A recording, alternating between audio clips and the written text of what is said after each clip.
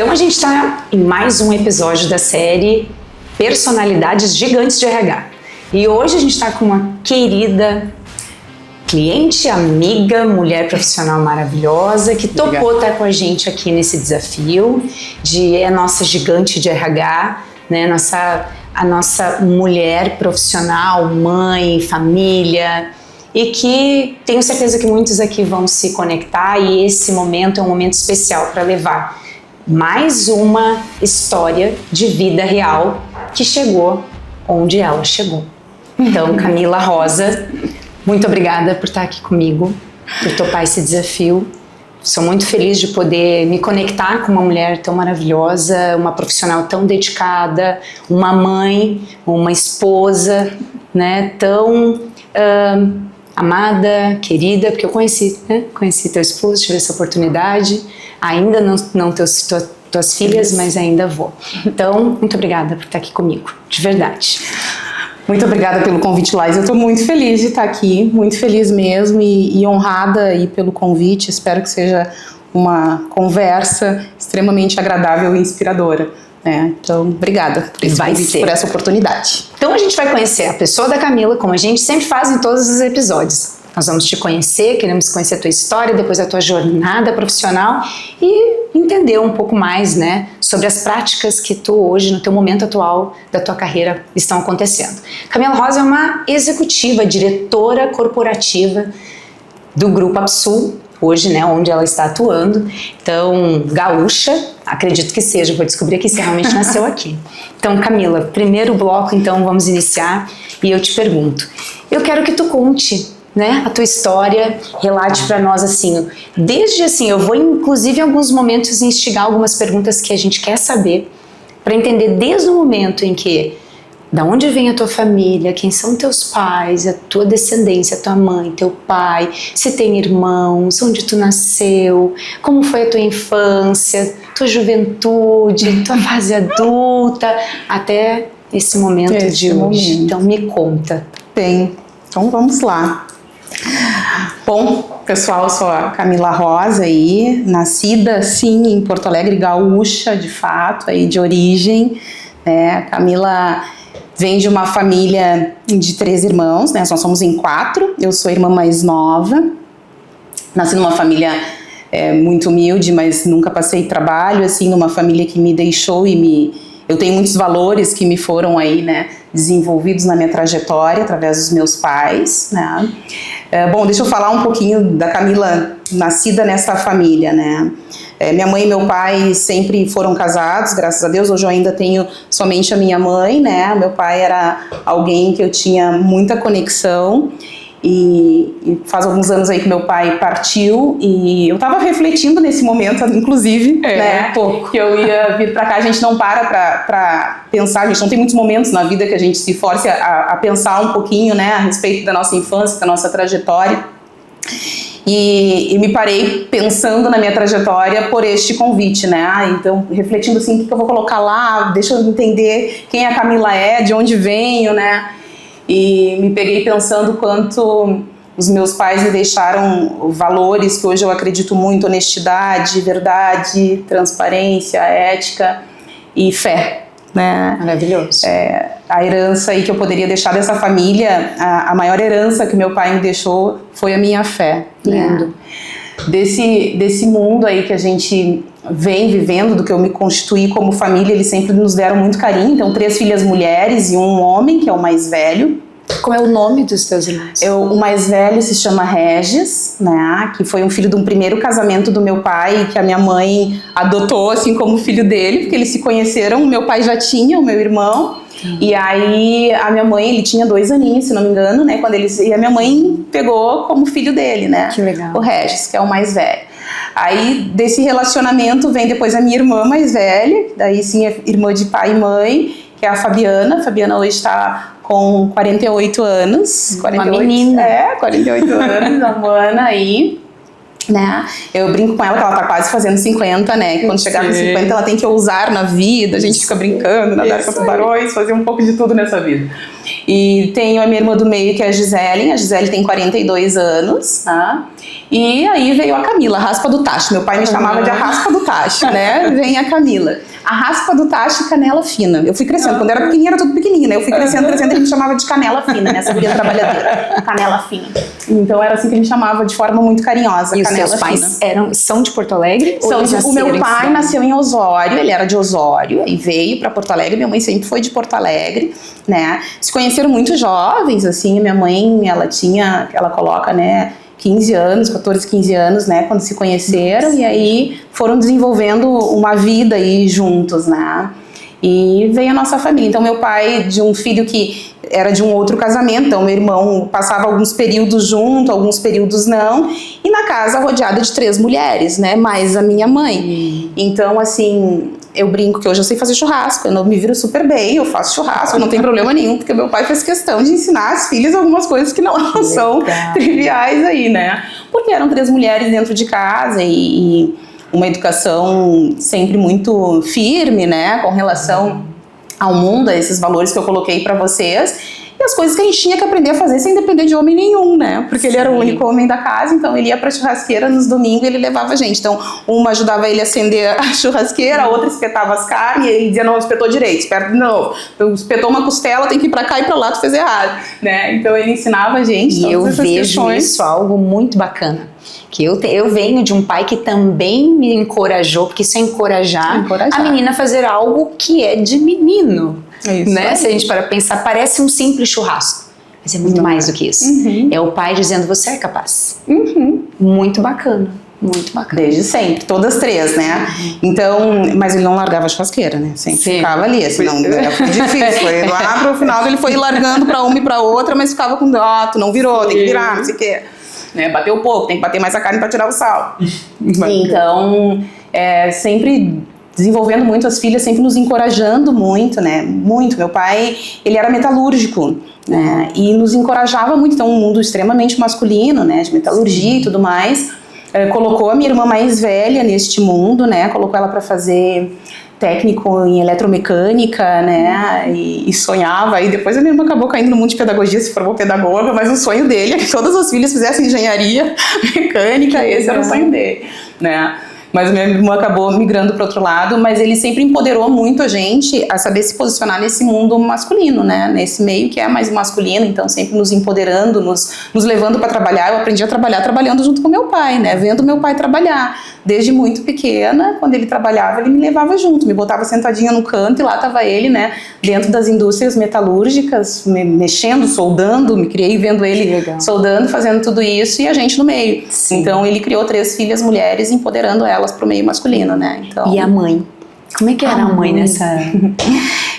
A minha mãe, ela teve fases, assim, mas o que eu me lembro do meu começo de infância, minha mãe era do lar, né, a dona de casa, e a gente teve um período na vida de maior dificuldade, foi onde a minha mãe começou a ir pra rua trabalhar. Na verdade, a minha mãe trabalhava, né, a minha mãe vem de uma família muito humilde, minha mãe começou a trabalhar com 5 anos de idade, né, é surreal quando a gente pensa nisso, mas foi a realidade de vida da minha mãe. Então a minha mãe é uma pessoa que a mãe dela deu ela para outra família para cuidar de um bebê. Então era uma criança, às vezes eu olho a minha filha pequena, era uma criança de 5 anos de idade, né, cuidando de outra criança. Essa foi a realidade da minha mãe. Então minha mãe, entendo que ela nasceu trabalhando, né? Então essa foi a realidade dela, sendo babá, então sendo colocada no meio de outras famílias para cuidar de outras crianças por muitos anos da vida dela, né, longe da família dela, até o momento que uma das irmãs dela decide viajar para essa cidade, não vou lembrar o nome para colocar para vocês agora, e buscá-la, né? Então traz ela de volta para o seio da família. Então ela desde muito pequena, sem ver a família distante, lá, né, já numa idade de 7, 9 anos, volta para dentro da família, né? E com o passar do tempo depois conheceu o meu pai, que trouxe a condição para ela de não ter mais que estar trabalhando, né? Então quando vem as filhas, a minha mãe não trabalha mais e fica trabalha nos cuidando, na verdade, né? Cuidando das filhas.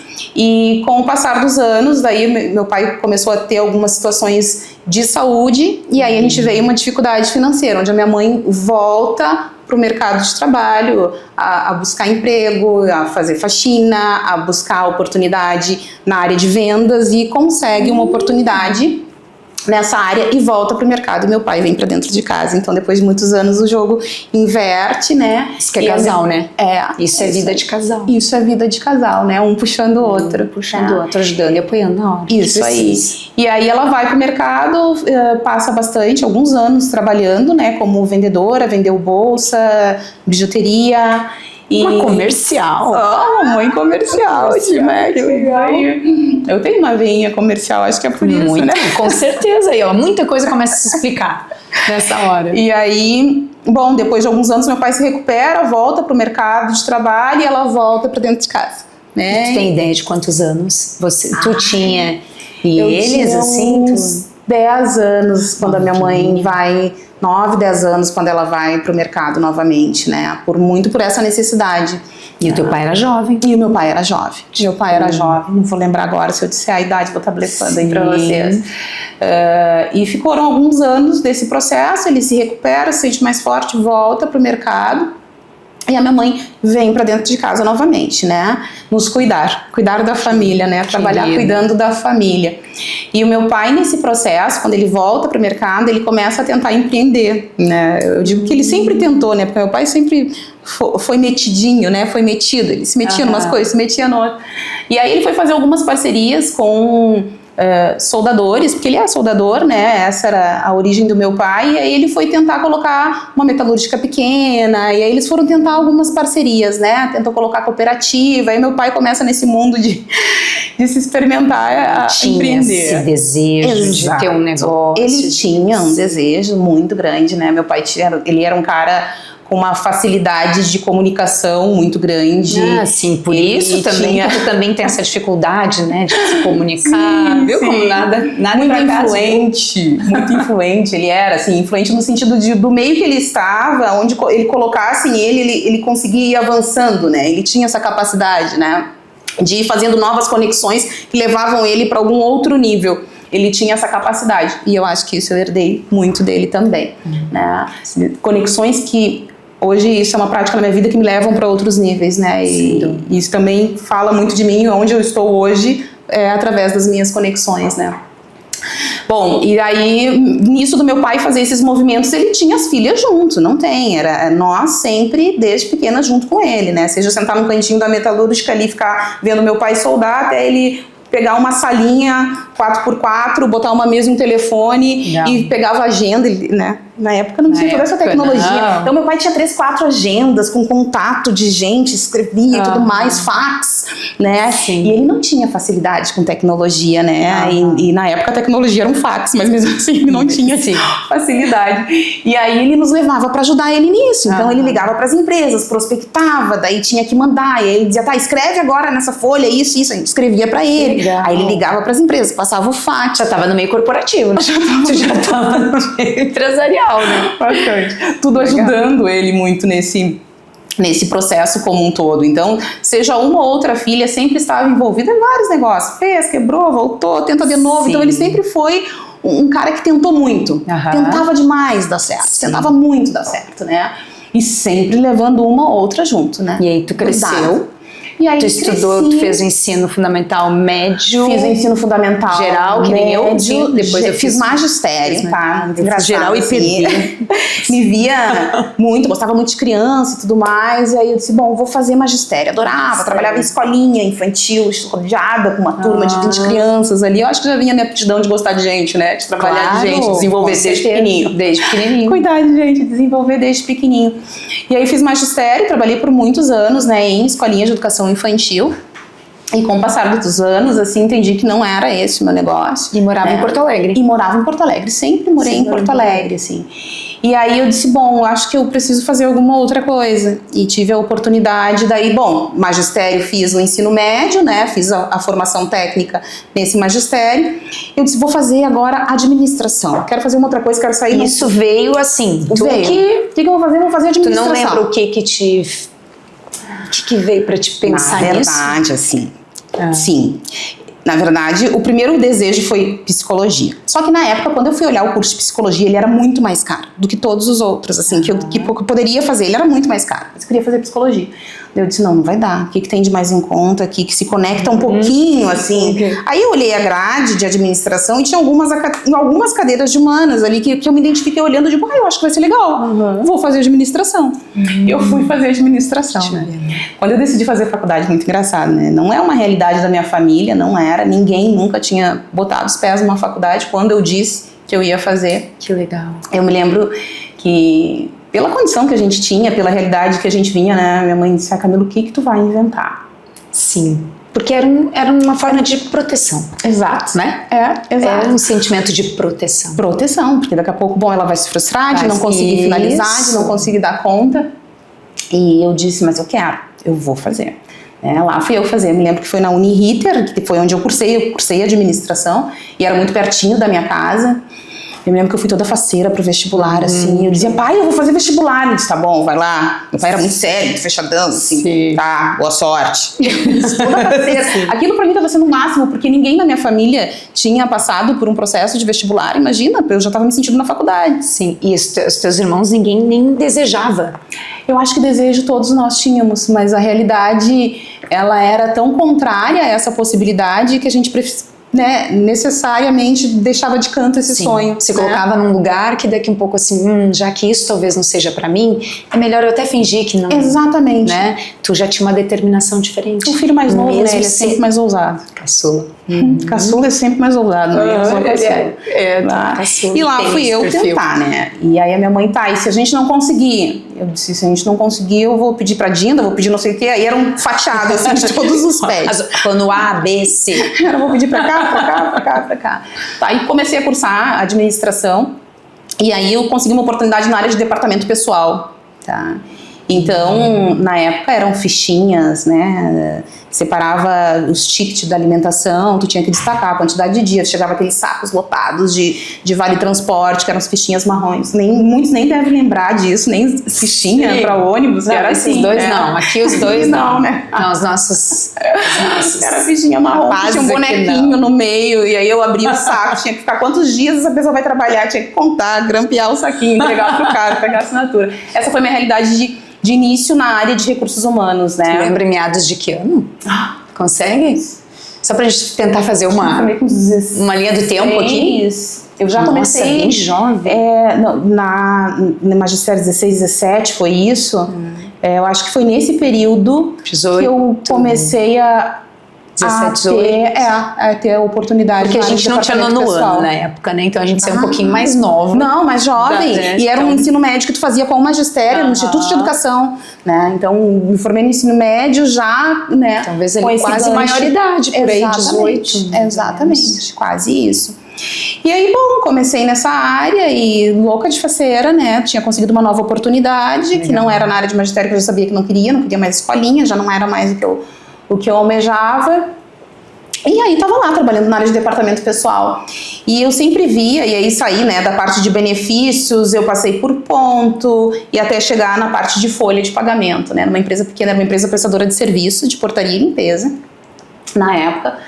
E aí apoiava em todo esse processo, mas eu via o pessoal do desenvolvimento, né, de RH, assim, correndo para um lado para o outro, né? Eu via aquelas mulheres pegam folha e sai, atende, não sei o que, e atende. Achava o máximo. Eu achava o máximo. Elas saíam com uma caneta e um papel, uma folha na mão, que era o currículo, e eu achava o máximo. Aquilo eu digo, nossa, eu passo o dia inteiro atrás dessa mesa, né? Fazendo ali, fechamento da folha de pagamento e tudo mais, e eu disse, mas como elas são agitadas, eu queria ser agitada assim, meu dia a dia, eu uma pessoa agitada por natureza, e eu olhava aquele agito delas, indo e vindo, e fazendo entrevista, e falando com gente, e eu dizia, eu gostaria tanto de uma oportunidade assim, né, de poder falar com mais pessoas, porque na parte do departamento pessoal, ele é uma atividade mais analítica, né?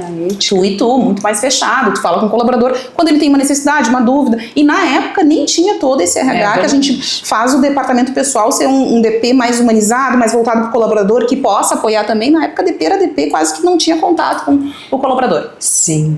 E aí eu disse, vou tentar uma oportunidade, vou perguntar como é que funciona e se eu poderia, né? E aí eu falei com uma das recrutadoras. Eu fui atrás da oportunidade. Determinada. Né? Fui lá e falei com uma recrutadora, né? Recrutadora. E aí eu coloquei pra ela, eu queria ver como é que seria para trabalhar com vocês, assim, se tem alguma oportunidade, ou quando surgir, eu gostaria de me candidatar. Ela disse, é? Eu disse sim. Ela disse, bom, Camila, então tá, eu acho que tem uma oportunidade por surgir aí, mas olha só, é uma oportunidade que tu não vai estar nesse patamar, tu vai ter que aprender o processo como um todo, porque tu nunca trabalhou com isso, então, mas a gente tem uma vaga que tá por surgir. Bom, vou aguardar, tô aqui, né? Legal. E surgiu a oportunidade um tempo depois, né? Então, enquanto elas faziam o processo de entrevista, já o recrutamento, eu ficava, né, na seleção, que era olhar os currículos. A gente recebia currículo, não existe, era pilhas e pilhas de currículo, né? Falando isso, o pessoal deve dizer, meu Deus. Papel, o pessoal entregava os currículos, na época o pessoal entregava, impresso, então era muito entreguei currículo, pilhas. Tempo, né? A minha atividade era pegar aquelas pilhas e selecionar o que é administrativo, o que é financeiro, o que é não sei o que. Então eu ficava colocando, guardando em pastinhas lá os currículos, para que quando tivessem as vagas e as necessidades, a gente pudesse recorrer a este banco. Aí que eu caí na parte de recursos humanos mais voltado para desenvolvimento, né, DO, que a gente coloca aí. E tu continuou fazendo administração de empresas? Na parte de departamento pessoal? Continuei cursando continuei cursando ADM, né? Mas estando com elas, na época, assim, o RH era muito forte ser somente, a grande maioria de quem recrutava era psicólogas, né?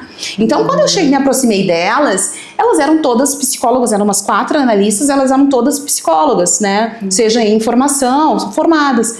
E eu tava a laranja, né, totalmente diferente, junto com as maçãs ali.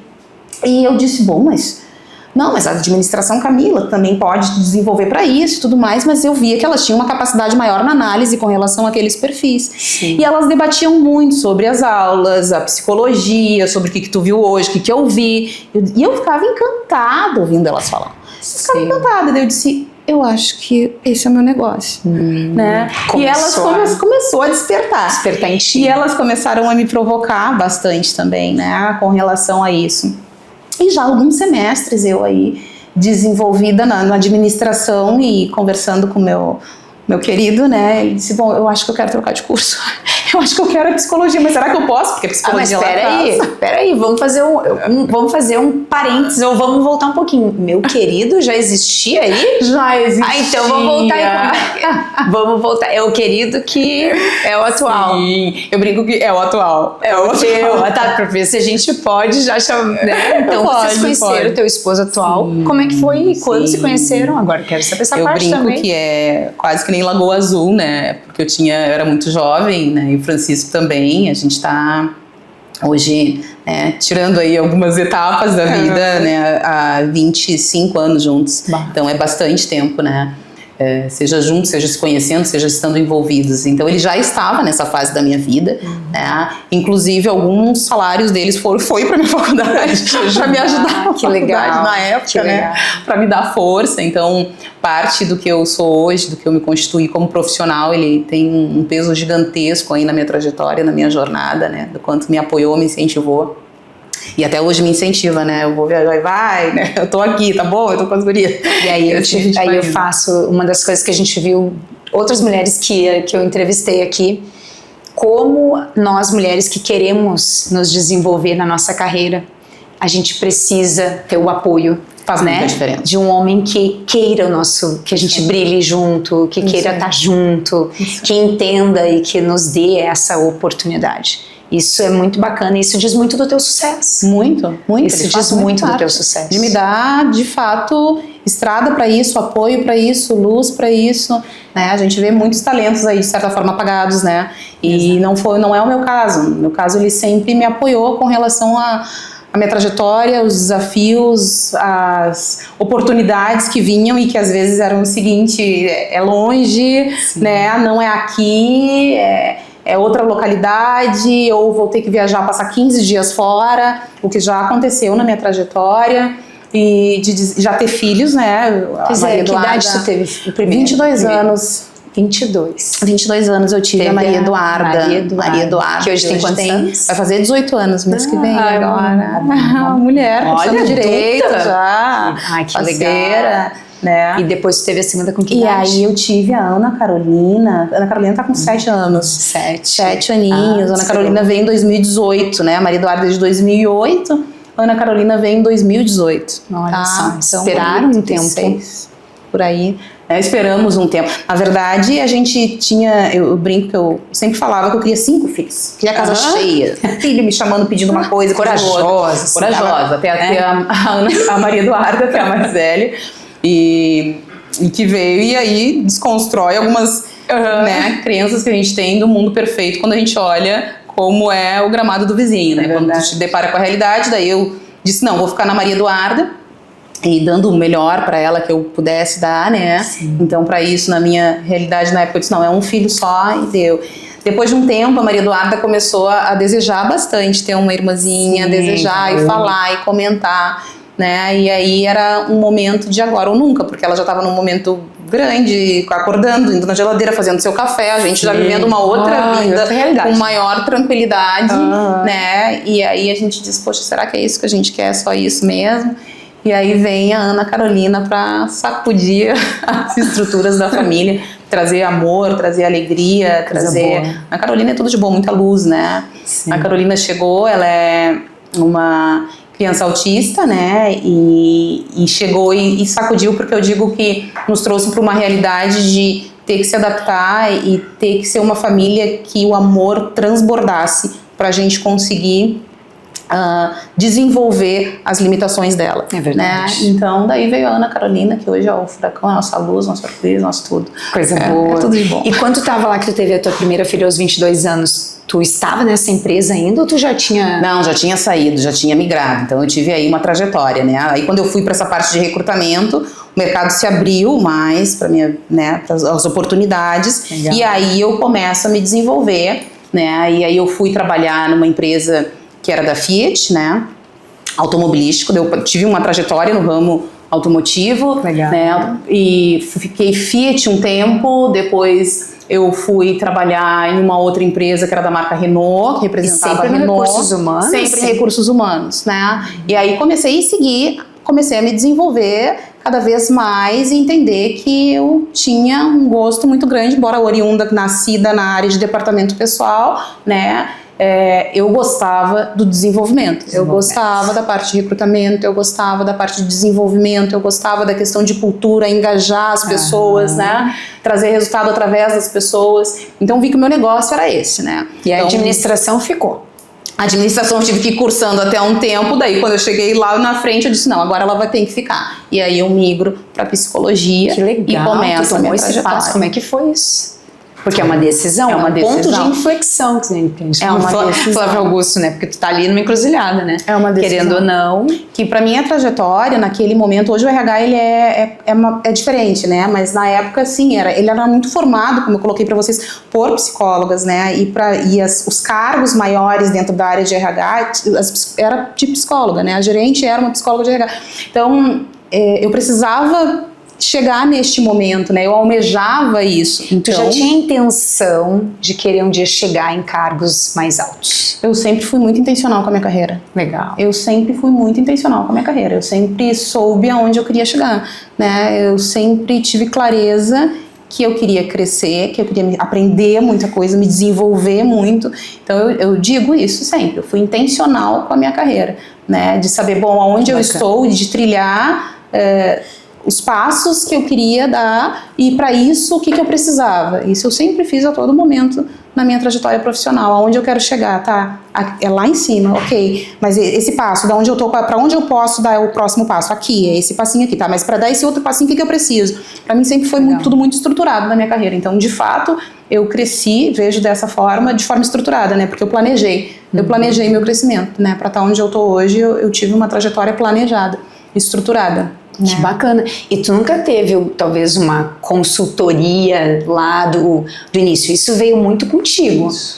Desse desejo de mudar a realidade. Isso. De ir em busca do teu destino. Que tu queria chegar. Porque eu venho dessa família, de novo, né, meu pai, ele é uma figura muito importante para mim, né, pra minha vida, né, quem eu sou hoje. Ele sempre tentou muito, né, não existia a possibilidade do não. Existia a possibilidade, não deu certo, vamos de novo, não deu certo, vamos de novo, tentar mais, tenta mais, aonde tu quer chegar, é lá, tu tem que tentar, tem que se desenvolver, tu tem que trabalhar muito, porque ele sempre foi muito trabalhador. É um coach de vida, né? Ele foi meu coach. Né?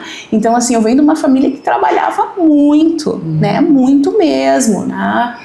Seja minha mãe nos períodos que ela esteve em casa, mas quando ela não teve, minha mãe trabalhava das 8 às 10 da noite. Sim. Entendeu? Então eu venho dessa família que trabalha muito, que se dedica muito ao que ela se propõe a trabalhar e ganhar dinheiro, sustentar uma casa. Então a gente vai trabalhar muito para fazer isso muito bem feito, né? Dar o seu melhor para isso. Então isso vem muito da minha concepção de família, né? Da onde eu fui criada. Então, eu sempre trabalhei tendo a clareza de onde eu quero chegar, me esforçando muito para isso. Legal. E aí dessa empresa tu vai para Fiat, Renault, e aí eu começo a me desenvolver nessa área de RH, daí muito em recrutamento e seleção, e depois eu vou tendo espaços em algumas organizações, além de recrutamento e seleção, trabalhar a parte de comunicação interna, cultura e engajamento. Então eu fiquei por uma trajetória de uns 4 anos trabalhando muito forte a questão, me desenvolvendo muito forte na questão de recrutamento e seleção, cultura e engajamento, né? Que faz parte da comunicação interna dentro das organizações.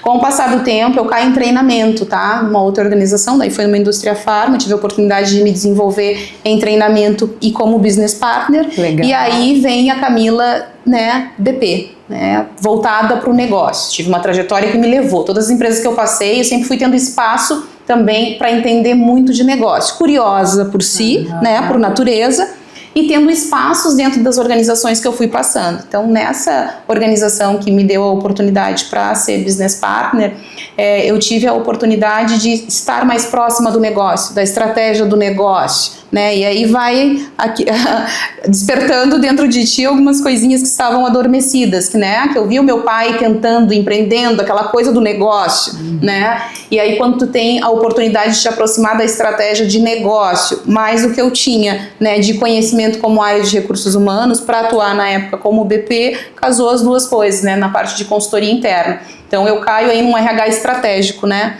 Um RH que se volta a apoiar a empresa na geração de resultado através das pessoas. E aí nada é por acaso, né? Olha só, tu inicia trabalhando com o teu pai, querendo ou não, desde jovem, vendo aquele ambiente empresarial, no mundo que tu estava, iniciou a administração, passou para psicologia e te desenvolve uma mentalidade de um RH estratégico. Isso aí. É Steve Jobs, né? Ligando os pontos. São pontos da tua vida que a gente agora aqui conhecendo e ouvindo, eu te conheço um pouco mais e vejo assim, tu tem algo muito bacana que é a cabeça de dono, que é assim, onde tu trabalha, é como se fosse teu e tu realmente te dedica pensando no melhor do negócio. É muito diferente do que só um RH, são recursos humanos que gerencia pessoas, desenvolve cultura. Esse RH estratégico é muito da tua formação mesmo, da tua trajetória. E olha que sorte, né? Porque tem algo que é meu e tem algo que é hoje uma necessidade de mercado. Sim. Né? A gente não consegue mais fugir hoje das organizações desenvolvidas maiores de ter um RH que apoie a organização nos desenvolvimentos dos negócios. Não tem como tu fugir dessa necessidade. Então, unir o útil ao agradável, né? Porque é uma necessidade hoje do momento. E como tu chega em diretoria, como uma diretora? Porque assim, para uma mulher negra, de uma família humilde, né? Que tem todos esses valores maravilhosos que tu traz, e isso diz muito de ti, de quem tu és, mas muito desafiador. E a gente sabe disso. Que sucesso onde tu chegou, mas onde foi que deu esse, né? Porque em algum momento, isso, intencionalmente, tu conseguiu alcançar. E me diz exatamente agora, nessa trajetória, como chegou.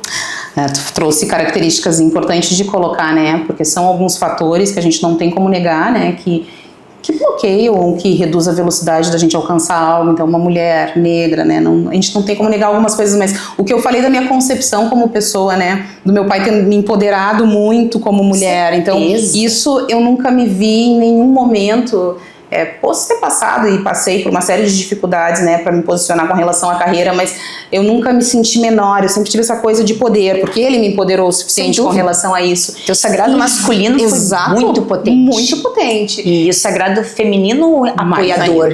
Então tu teve os dois sagrados. Ao mesmo tempo, dentro de casa, minha mãe e meu pai, né, com aquelas 3 filhas lindas, junto com meu irmão, né, um homem aí, então esses 4 filhos dentro de casa, 4 negros dentro de casa, eles nunca nos colocaram limitação pela nossa cor, né, eu não fui criada entendendo que talvez eu teria alguma dificuldade porque eu sou negra, porque embora pudesse e né, não só pudesse, é uma realidade de mercado, eles nunca nos trouxeram isso como uma dificuldade, né, então por essa criação, eles sempre deixaram isso quase que escondido, assim, ó, se empoderem, vamos, isso aí não é limite nenhum, a nossa cor não é nada, bem pelo contrário, é poder, né, vai lá, então eu fui criada nesse empoderamento, né, então como a Camila chega lá na posição de diretoria como eu estou hoje, eu venho desse processo todo, me construindo como uma área de recursos, uma profissional de recursos humanos, né, estratégica, entendendo a necessidade do negócio. Então eu cresço de business partner, que é uma posição onde eu olho para o negócio e faço o negócio crescer através das pessoas, consigo uma oportunidade, né, na empresa que eu estava, com muito espaço, mostrando o meu potencial para a cadeira de coordenação. E aí eu começo a gerir um time, né, e mostrar resultado para dentro dessa organização através da gestão de pessoas, né, ganho alguns desafios. Era essa? Na Clay Hertz. Olha, que legal. E aí eu começo a ter, na verdade, a gente teve a saída de uma diretora que a gente tinha na época e eu ganho um espaço gigantesco com uma diretora que tinha, né, na empresa, e eu começo a ser referência daquele time naquele período que a gente estava sem essa diretoria, né? A gente estava sem diretoria, sem a gerência, e ela me deu esse espaço, né? E a gente começa a atuar como um RH estratégico, podendo gerenciar aquele time ali, dando resultado. E isso eu vou para uma outra oportunidade, aí eu começo a me desenvolver, saio do automotivo, começo a cair no mundo farma, né? Eu saio dali, depois de um tempo, vou para uma outra indústria farmacêutica e apoio eles, né, em todo um processo de profissionalização, governança, estruturação, reestruturação de uma área de recursos humanos, né? A questão de indicadores, então eu vou, e o RH é importante isso, né?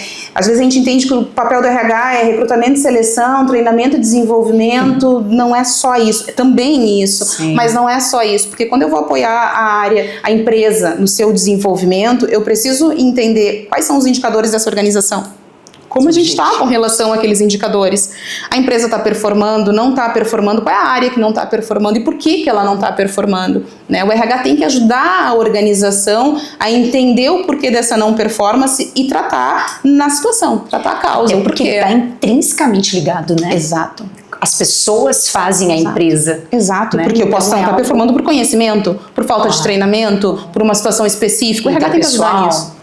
E que foge a questão que às vezes algumas empresas acreditam, ou até alguns profissionais, que não, eu só tenho que trabalhar ali a questão de treinamento comportamental com as pessoas, esse é meu papel como área de recursos humanos. Pô, mas se eu estou com uma ineficiência na minha área de um colaborador que não está entregando porque ele está sem conhecimento técnico necessário, como é que eu não vou desenvolver, potencializar ele, dar esse conhecimento para ele entregue mais para dentro da organização? Está alinhado aos objetivos estratégicos, né, indicadores da empresa como negócio, né? E eu tive nessa organização um CEO que ele era muito inteligente, muito competente, e ele me provocava muito, né, a apoiar a empresa nesse crescimento, a apoiar a empresa nesse desenvolvimento, né? E aí, a ser um RH estratégico. Então, cada vez mais eu me potencializando para isto, eu saio dali e consigo uma oportunidade numa outra organização e aí vou assumir um desafio que estava voltado para a área de tecnologia. Não sei se eu estou falando a cronologia certinha, assim, mas acredito que seja isso. Vou para uma empresa de tecnologia, aonde lá a gente era uma empresa menor, então numa empresa menor tu consegue ter a possibilidade de atuar em diversas frentes, e lá eu tive a oportunidade de atuar em diversas frentes, né? Então, não só na frente de recursos humanos, então comecei a me experimentar em um planejamento estratégico, na questão de qualidade, na questão de KPIs, legal. E aí foi me dada a oportunidade, de fato, dessa cadeira de diretora, né? E que olhando no meu currículo lá tem, né, head de pessoas e estratégia, mas porque eu estava com toda a área de operações junto comigo, com a área de recursos humanos. Era uma empresa menor de tecnologia, de software e hardware, que me dá espaço para isso, e aí eu cresço como profissional, né? Que legal. E começo a atuar de forma mais estratégica, né, dentro desse negócio. E essa empresa era qual? Combox. Ah, daí a gente começa. Ali te conheci.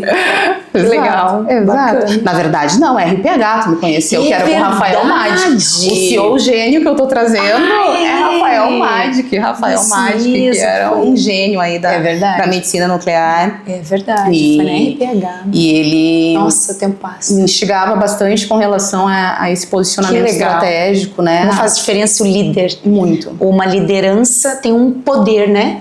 De fazer realmente um profissional desenvolver melhor suas competências e o seu talento em prol do negócio. Perfeito. Que foi o que realmente, né, tu desenvolveu lá. Principalmente uma liderança que acredite no teu potencial. Sem dúvida. Né? A liderança que acredita no teu potencial, ela te impulsiona, né? E para mim é algo que é importante eu ter essa questão da confiança, né? A confiança, ela me impulsiona, a confiança me dá força, a confiança eu vou, né? Onde eu sinto que existe a confiança nessa relação, te impulsiona. Me impulsiona demais, né?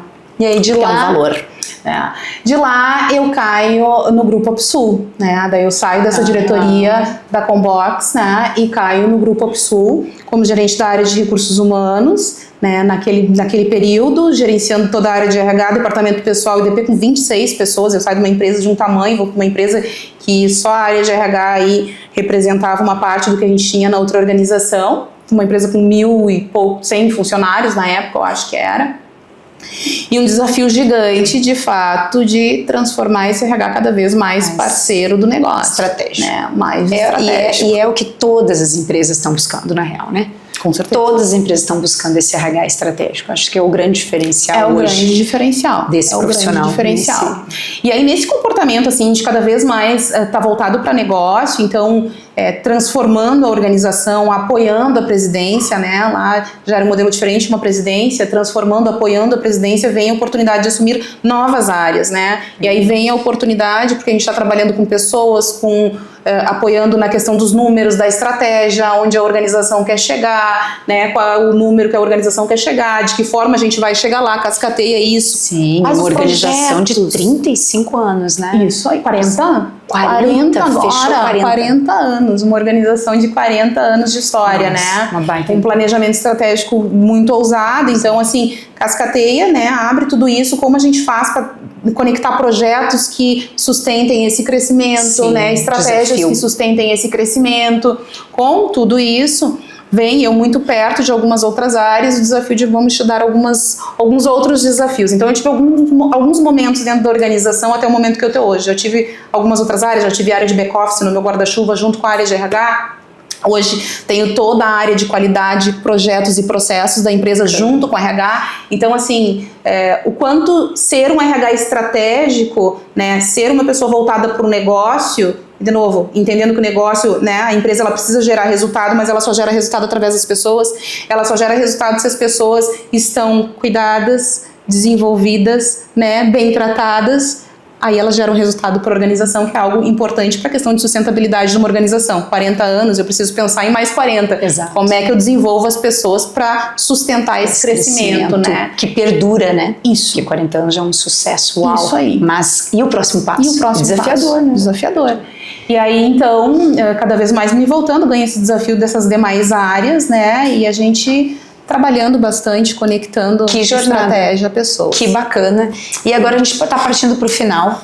Eu vou fazer uma pergunta que eu acho que eu já teria até as respostas só do que tu falou aqui.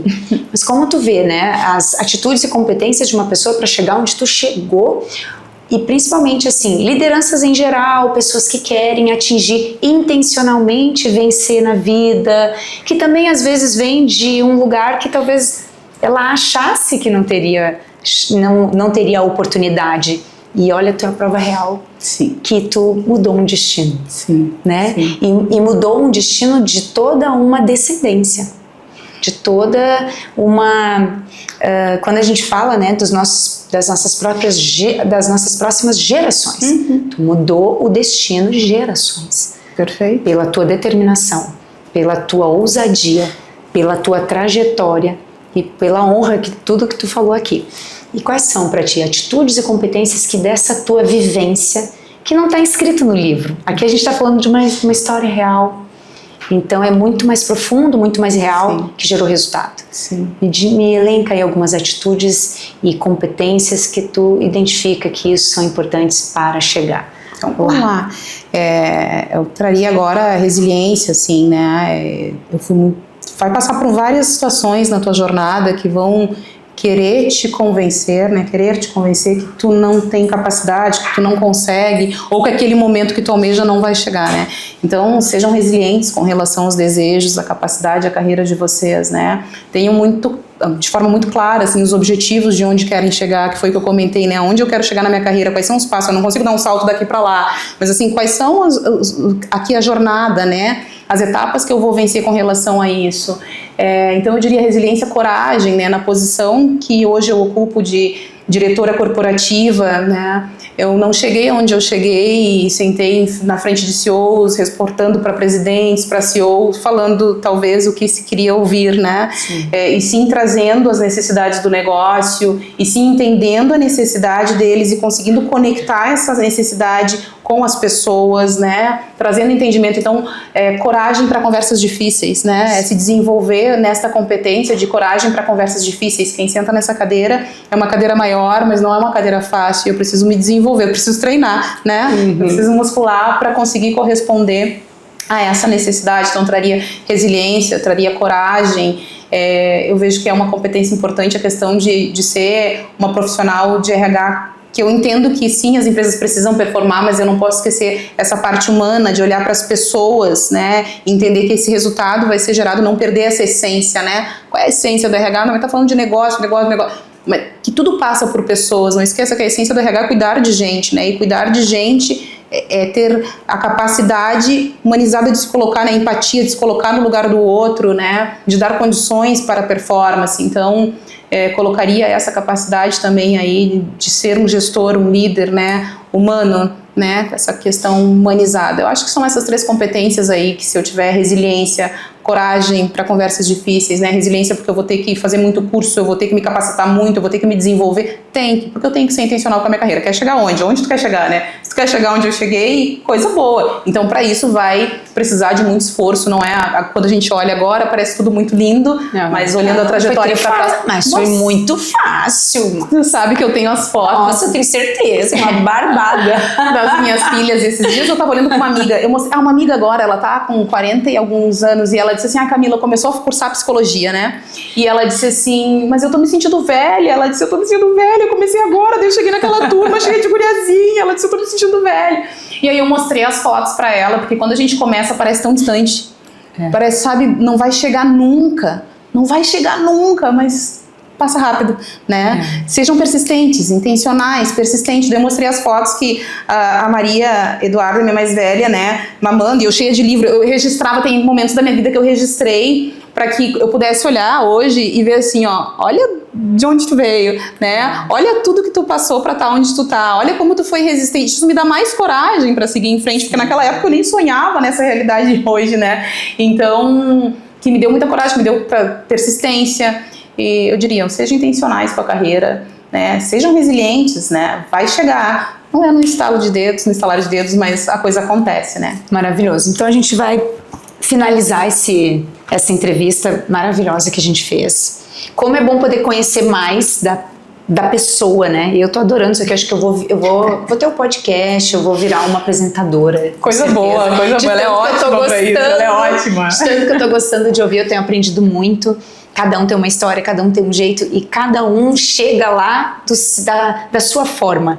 Algumas coisas, é claro, que a gente identifica, né? Muito parecido, como, por exemplo, conhecimento. Foi uma das coisas que tu trouxe. Tu quis estudar, né? Tu não só sonhou, tu acreditou, tu teve fé. Porque tu é uma mulher de fé, que eu sei, né? Tu teve fé. E tu tinha certezas que, assim, ó, se qualquer um olhasse pra ti, até teus pais, talvez, querendo te proteger. Deus, essa menina vai se frustrar, que tu vai fazer? Senhor. Mas não te não tiraram as asas, te protegeram como pai e mãe de tentar cuidar, mas tu voou. Parabéns pela trajetória, parabéns pela tua dedicação a tudo que tu faz, né? Tudo tu é muito excelente, muito inteligente, és uma mulher muito inteligente, te admiro muito. Eu também. E eu gostaria que tu agora finalizasse aqui, a gente sempre pede uma mensagem do nosso convidado, do nosso entrevistada, que deixe uma mensagem tua, do teu coração, do teu jeito de ser, para essa pessoa que ficou aí até o final com a gente, ou que vai ler o livro também, porque isso vai virar livro, né? Digital, vai virar livro físico, isso vai para muitas pessoas, e por que não no mundo todo? Né? Eu sou bem ousada também como tu e sonhadora, e a gente é de realizar. Então, muito bom. Agora essa câmera aqui é toda tua. Nossa, poderia ter tantas coisas para colocar, chega na hora a gente fica pensando, né? Mas talvez o grande recado que eu deixaria aqui não tem a ver com religião, independente, né? Mas tenham fé. Fé em vocês mesmos, né? Fé que vocês vão conseguir, fé que existe algo maior, que quando a gente acredita, nos leva para o caminho do sonho. Tenham fé, eu acho que essa é a mensagem, fé em vocês, fé na carreira de vocês, fé em quem vocês são, no potencial de cada um de vocês, onde a gente é intencional e a gente tem fé com relação a onde a gente quer chegar, o céu é o limite, então acreditem no potencial de vocês. É isso aí, só nós podemos colocar limite naquilo que a gente pode chegar e sonhar. Isso aí. Muito obrigada de coração, viu? Um beijo. Obrigada. É isso aí, pessoal, até a próxima entrevista. Tchau. Beijo.